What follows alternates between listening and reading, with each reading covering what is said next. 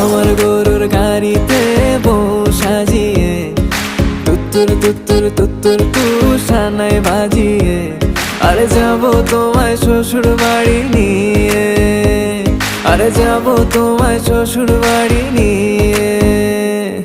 তোমার ভাঙা গাড়িতে আমি যাব না, কারো ঘরের ঘরনি আমি হব না, করব না তো কোনোদিনও বিয়ে। আরে যাব তোমায় শ্বশুর বাড়ি নিয়ে।